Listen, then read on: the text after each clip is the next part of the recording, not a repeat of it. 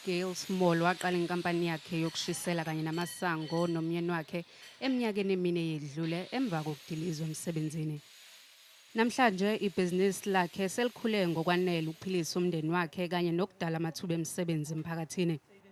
Kodwa bengelula njengoba leli bhizinisi lakhe walisungula elisusa phansi engalekelelwa muntu nesimo somnotho sintengantenga, kanti-ke futhi usehlangabezane nezingqinamba eziningi.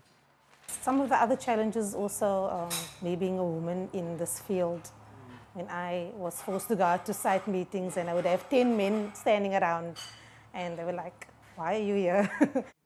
OkaSmall ungomunye wosomabhizinisi abathola usizo enyuvesi yaseStellenbosch eKapa. Ube ingxenye yohlelo lokuqeqeshwa oluthatha izinyanga eziyisishagalolunye nolumhlomulise ngezindlela zokuphumelela.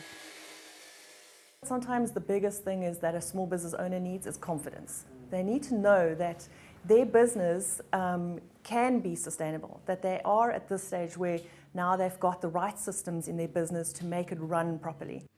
Omunye osekokotile kulolu hlelo uSivu Mhlongo. Inkampani yakhe ewasha izimpahla manje isinenkontileka nenkampani yezitimela.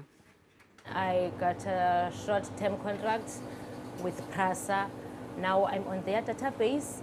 I'm dealing with their linen now. I'm washing them, their linen. It's the big client at the moment. Laba besifazane sebehlonishwe isikhungo sezamabhizinisi enyuvesi Stellenbosch ngalokho asebekuzuzile kanye nokuzimisela ngokufunda.